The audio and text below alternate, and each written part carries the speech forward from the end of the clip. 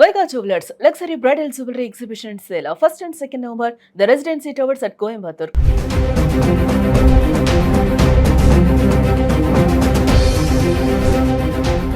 Suman TV ప్రేక్షకులకు నమస్కారం. Trump తీసుకునే నిర్ణయాల వల్ల రోజు రోజుకి వలసదారులు అమెరికాలో ఉండేటువంటి వాళ్ళు లేక కొత్తగా అమెరికాకు వెళ్లాలనుకుంటున్న వాళ్ళు ఇతర దేశస్తులు చాలా ఇబ్బందులు ఎదుర్కొంటున్నారు.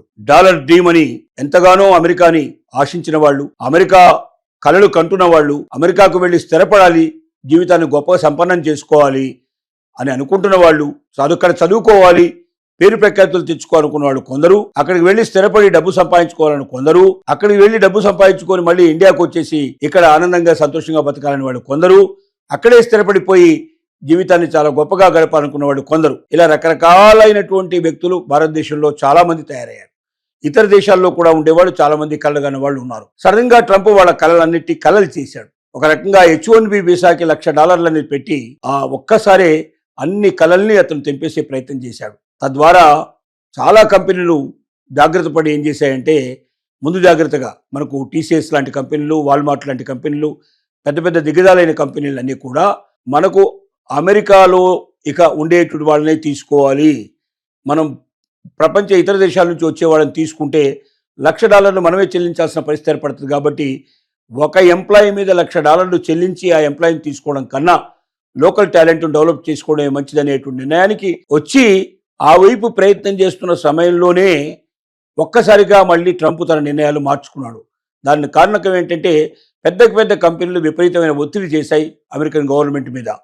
రెండోది, అట్లాంటి ఎమిగ్రెంట్స్ సంబంధించిన అడ్వకేట్స్ కూడా దీని మీద రకరకాల కేసులు మనం కోర్టుల్లో ఫైల్ చేసి వాళ్ళ దగ్గర దీనికి వ్యతిరేకంగా వాదించడం ప్రారంభించారు.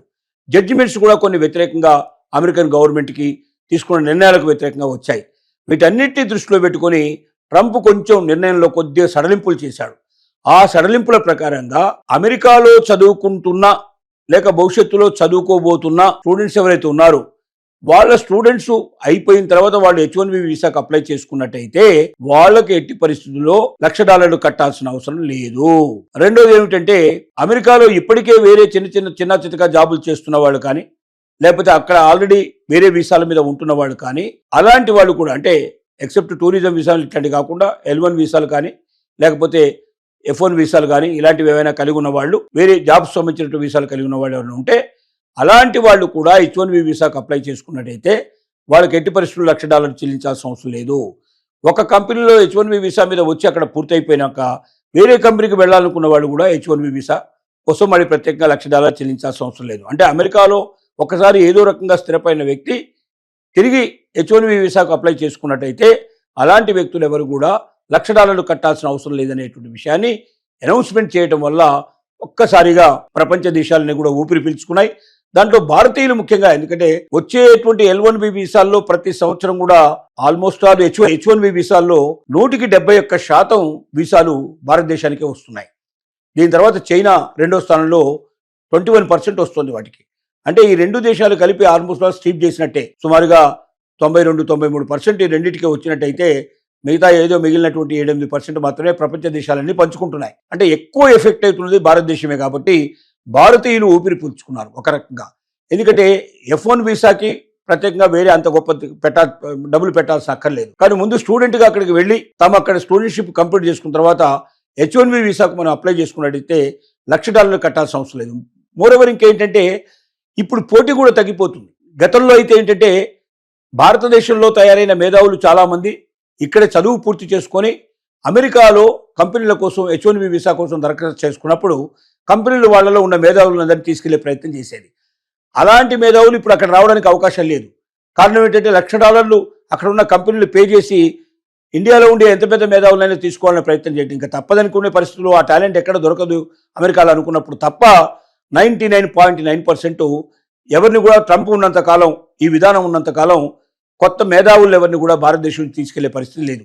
కానీ అదే సమయంలో గతం లోపల అమెరికాలో స్టూడెంట్షిప్ చేసినప్పటికీ L1 వీసా మీద అక్కడికి వెళ్ళినప్పటికీ ఇతర వీసాల మీద వెళ్ళే వాళ్ళకి H1B వీసా దొరుకుతున్న నమ్మకం లేదు. అక్కడ H1B వీసాలో వాళ్ళకి ప్రత్యేకమైన ఏవైనా ఇచ్చేవాళ్ళు కారు, వాళ్ళకి ప్రత్యేకత ఇచ్చేవాళ్ళు కారు. ఎందుకంటే ఎక్కువగా భారతదేశంలో ఉన్న మేధావులు వీళ్ళకన్నా మించిపోయిన వాళ్ళు దొరికేవాడు కాబట్టి ఇతర దేశాల్లో ఉండే మేధావులు వీళ్ళకన్నా మించిపోయేవాళ్ళు దొరికేవాళ్ళు కాబట్టి ఎక్కువగా వాళ్ళకు ప్రిఫరెన్స్ ఇచ్చేవాళ్ళు. కానీ ఒక రకంగా అది అదృష్టమో దురదృష్టమో ట్రంప్ తీసుకున్న నిర్ణయాల వల్ల అమెరికా దాకా వెళ్ళి చదువుకున్న వాళ్ళు అక్కడే ఉద్యోగానికి అర్హత సంపాదించుకొని H-1B వీసాలలో వాళ్ళ ప్రత్యేకత నిరూపించుకుంటూ అత్యధికమైనటువంటి ఉద్యోగాలు సంపాదించే అవకాశాన్ని ట్రంప్ సంపాదించి పెట్టాడు. ఈ ట్రంప్ తీసుకున్న కొత్త నిర్ణయం వల్ల విద్యార్థుల్లో విపరీతమైన ఉత్సాహం పెరిగింది. ఏదో రకంగా F-1 వీసా తీసుకొని అమెరికాలో ప్రవేశించి అమెరికాలో చదువు ముగిస్తే మనకు H-1B వీసా దొరికినట్టే లెక్క అనే నిర్ణయానికి వచ్చారు. కాబట్టి కొన్ని చెడు పనులు అంటే ఒక్కొక్కసారి కొంతమందికి నష్టం చేకూరిస్తే మరికొందరికి లాభం వచ్చే అవకాశం ఏర్పడింది. ట్రంప్ తీసుకున్న నిర్ణయాల వల్ల అమెరికన్స్కి ఎక్కువగా ఉద్యోగాలు పెరిగితే ట్రంప్ తీసుకున్న నిర్ణయాల వల్ల భారతదేశం నుంచి వచ్చే మేధావుల కన్నా అమెరికాకు వెళ్ళి శ్రమించి అక్కడ చదువుకొని అక్కడ చాలా డబ్బు ఖర్చు పెట్టి ఎవరైతే ఉత్తీర్ణత సంపాదించుకుంటున్నారో వాళ్ళకు ఉద్యోగ అవకాశాలు మెరుగుపడ్డాయి. కాబట్టి ఒక్కొక్కసారి ఒక నిర్ణయం కొందరికి బాధ కలిగిస్తే కొందరికి సంతోషం కలిగించవచ్చు. ఏది ఏమైనప్పటికీ ట్రంప్ తీసుకున్న నిర్ణయం తాత్కాలికమే. భవిష్యత్తులో ఏ రోజు ఏ క్షణంలో ఏ నిర్ణయం తీసుకుంటాడో తెలియదు. ఆ నిర్ణయాల ఎఫెక్ట్ ఎప్పుడుంటో ఎప్పటికప్పుడు చూసుకుంటూ వెళ్లాల్సింది తప్ప ఈ నిర్ణయం స్థిరమైందని భవిష్యత్ అంతా ఇలాగా ఉంటుందని ఊహించడం చాలా కష్టం. దీన్ని దృష్టిలో పెట్టుకొని ప్రతి క్షణం ట్రంప్ నిర్ణయాలు ఎప్పటికప్పుడు చెక్ చేసుకుంటూ దాని ప్రకారంగా మన భవిష్యత్తును మలుచుకోవాల్సిన అవసరం ఉందని మాత్రం తస్మాత్ జాగ్రత్త అని చెప్తూ ముగిస్తున్నాను.